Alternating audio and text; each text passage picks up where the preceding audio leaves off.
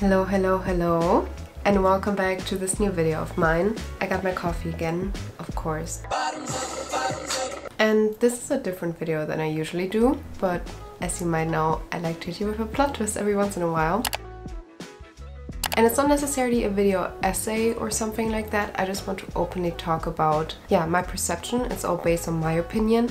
I did do a little bit of research on this topic, but I found it hard to find a lot of stuff because this is mostly opinion based and not really factual. So just go into this with an open mind, and I would love to have your opinion written down in the comments down below so that we have an open discussion and open communication about this, because I would love to hear your opinion on this. So let's talk about why book boyfriends are destroying your relationship. Potentially, maybe, most likely. And why romance books are setting us up for bad relationships. Sounds maybe a bit contradictory, but we're gonna get into this now. If you have non-fictional feelings for a fictional man, can I ask you a question? What does it feel like to love someone who doesn't exist? First of all, I also want to preface that I in no way, shape or form dislike romance books. As you might know, I'm a huge advocate of romance books. I love reading a good spicy romance scene, you know what I mean? No, in general, I just really love romance. This is like my jam. I love romantasy. I need some love aspects in a book in order for it to be interesting to me, and that's just my personal preference. So that's also why I'm saying this might be a bit of a shocker, maybe, this video. But I did have a very interesting conversation recently, and that inspired me to make this video and to openly talk about this. Why am I even saying that romance books are bad for your relationship? First and foremost, it sets an unrealistic expectation, just simple as that. I was 14 years old when I started reading romance books, and I was obsessed with them. Like, literally obsessed. That was all I was reading. But the thing is that most of them portrayed this hot, good-looking, well-trained, muscular guy who's very masculine, you know? Like that very masculine energy, that very stereotypical fangirl type of man that you're depicting in your brain. And either they had very toxic character traits after, which the After series is definitely a good example of that, or they were laying down the world in front of her feet and they were just admiring her and saying she's a goddess, and dropped everything the minute she was saying something. Literally obsession. Or the other thing that's very common right now, and one of the most popular tropes I've heard about so far, is touch her and I will kill you, which, figuratively speaking, but also sometimes quite literally in those books, and I hope not in real life, to be honest, because I don't want this. Like, if someone would actually say this in real life, I would not be amused, just saying. And through my years and years of heartbreak and not knowing what was going on with my love life and with my relationships, I suddenly realized, one special thing actually. So I started chasing men who were emotionally unavailable and toxic because I thought, literally I thought I could fix them and that I am the one for him, like in all the romance books. Like, he's a toxic character or he has bad traits, but doesn't matter, because if I'm the one, he's gonna lay the world in front of my feet. Because I was growing up with that and I programmed my mind to think that that's the right type of guy. I just realized that that's not how it actually is in real life. And of course this also has other factors. I'm not saying this behavior pattern only stems from reading books about this or how society portrays those things, because after all, it is a fictional book. I'm not saying that it's all that fault, but I think, like, at one point you are what you consume and what you take in. Because I literally thought, if I can fix him and if he's the one for me, then we will have the best relationship in existence. And spoiler alert, that's not how it went. I was desperately craving that happy ending for myself. But I also had standards that I saw portrayed in the books and movies that I watched. It's not what you see. It's not what you see in those movies and what you read in the books. Everything you see and read are insane fireworks. But we're gonna come to that later. There's a different point on that one as well. And I don't think that consuming toxic relationship books, or in general always reading about these men who are saying touch her and I will kill you right before bed, might be the best idea. I don't think that's maybe the case. Secondly, which I feel like is maybe even a more important point than the first one, is what it does to men in our society these days. I'm not trying to make this a gender discussion here at all. That leads me back to the conversation that I mentioned in the beginning of this video. I'm not gonna say his name or anything, but a person in my close inner circle told me how sometimes he wants to be like all those men that book talk perceives as like the perfect man. And he thinks that he needs to match that stereotype in order to have a functioning and healthy relationship. And of course, this is one person and not the wide variety, so I'm definitely not speaking for all the men out there, and I don't think that everyone necessarily thinks that way. But this is an issue that not only men have, but also women, when it comes to, for example, movies and stuff, right? Like, women are also like depicted as like those gorgeous goddesses that like have no flaw on their body and whatever. So this is an overall very difficult topic to discuss here, but I do think that book talk and the personification of book characters, really wanting them to be real, can do something to your relationship for sure, and to your partner as well. Because most of the time, those women in those books that end up with the hottest person ever are usually described as very normal people. And then those love interests are saying all the right things and always supporting them and always saying you're beautiful no matter what. And yeah, that's how it should be. Definitely not saying that. That range of where we're going here is like, the women are always the very normal ones, or like sometimes they're also gorgeous, but like usually they're more being described as the stereotypical woman. And then we have that hot billionaire love interest who wants to get the woman and does everything for her. But there's a toxic way if we then have like an almost Adonis type of male standing in front of the woman. Like, that's what I imagine then. That the guy looks like Adonis and has like the biggest carrot ever, and they have the best coloring to ever exist, you know? And then you put like all those high standards. I mean, you know what coloring probably means now if you watch Sex and the City. It just puts all those unrealistic standards on your relationship, and that puts a lot of pressure on men as well if women always talk about that.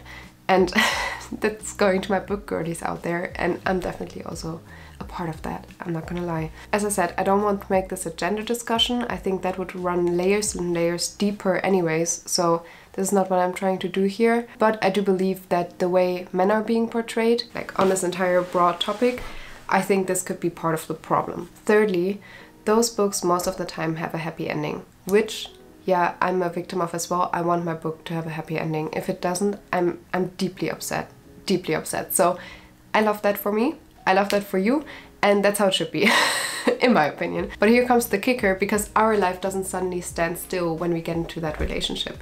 And that's what most books show.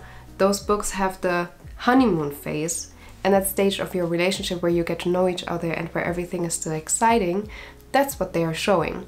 It's not about every day-to-day shit they're going through and everything they're like on a daily basis doing, because no one cares about that. I wouldn't want to read about that either, you know? I want the drama, I want the tea, I want like everything around the butterflies.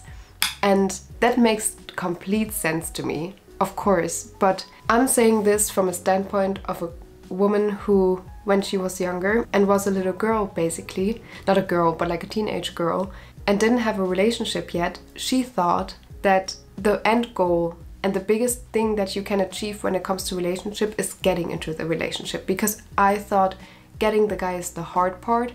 I didn't think about anything that could come afterwards because I didn't know any better. So I thought, okay, once you are together, everything is perfect, everything is fine, and you don't need to worry about anything anymore. And then later, the older I got, I realized, well, that's not how it is, because actually having the relationship is the hard part. The other stuff, like when it doesn't work, then it's just natural selection and like common sense that maybe it doesn't work for you to be with that person, and it's actually going to save you from a lot of drama. So what I'm saying with this is that most of the time we are just seeing those very honeymoon phase kind of sceneries and moments of their relationship. But what we don't see are those moments where they are unsure about each other during the relationship, where they are bored or where there's just something missing because they were both always working and they didn't know how to make time for each other, stuff like that.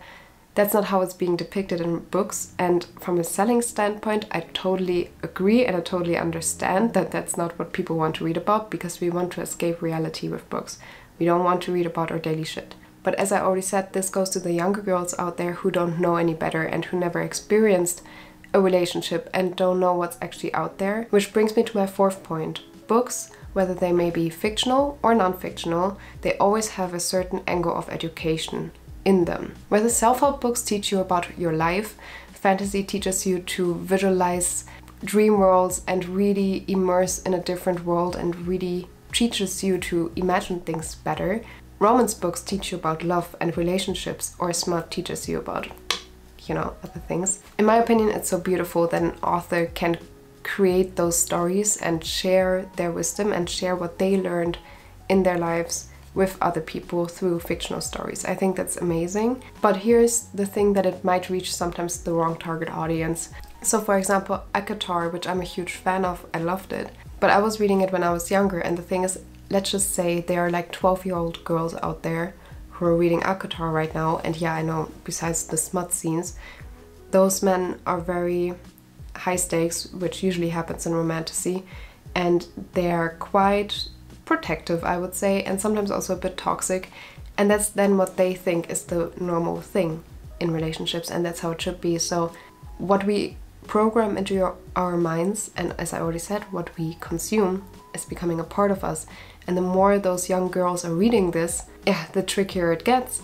But that's why I'm saying those books all can teach you something, but the issue is that it doesn't always reach the right target audience, and that's not the fault of the author necessarily. It's just something to be aware of, and that's where my discussion opens up, because we are being programmed to look for that specific happy ending and to look for that perfect relationship, and then if we really do that, we will never ever be satisfied, because it can never be as perfect as our imagination can make it up to be. That's just simply impossible. Of course, we also shouldn't settle for less, I'm not saying that, but we shouldn't put insanely high standards on our partners and other people, because maybe we're even not trying to reach those standards ourselves. But your partner can come pretty close to perfect. You just also need to work on a healthy relationship. Like, a healthy relationship is not coming from nothing, and both parties need to be healthy. I'm just also putting that disclaimer out there. I'm saying book boyfriends can become real to a certain angle and a certain degree, but yeah, of course, everything is always better in your mind. So, moral of the story, I do believe that happy endings and real love stories are out there for all of us, but we could do ourselves and also our partners a service to not always compare to things that we see online or that we see depicted in books and movies. Of course, this discussion is purely based on books actually, but this can be adapted to many different fictional things and fictional stories out there. Because these characters and these book boyfriends that are being created, they are being created solely for the purpose to give us butterflies. This is what the author wants to do with writing that book, to make us feel something, and that's usually what you get in the honeymoon phase. So you will always crave that high, and you think it always needs to be that steady, like, amazing feeling. And once it goes down, you think your relationship sucks and you're just not in a good place, which is not the case. It's just normal, because we can have happy and healthy relationships, and we can also take inspiration from books and we can let them entertain us, because that's what's actually the point of reading a book, and they can make us happy too.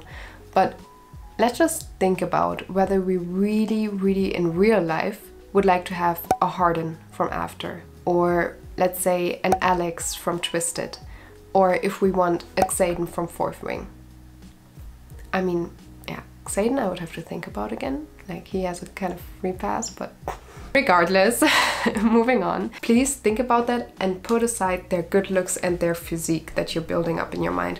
Just think about their character. And I didn't do that when I was younger. When I was younger, I was definitely not doing that. And now that I'm reading, I'm doing that a bit more and thinking about, is it actually healthy right now, what is being depicted there or not? So please let me know your opinion down below in the comments. Do you think book boyfriends are a bit of a controversial topic, or do you think I'm being a bit too critical on them right now? I can't wait to hear from you. Thank you so much for watching. I hope you have a beautiful and blissful day, and I'm gonna see or hear you next week. Bye!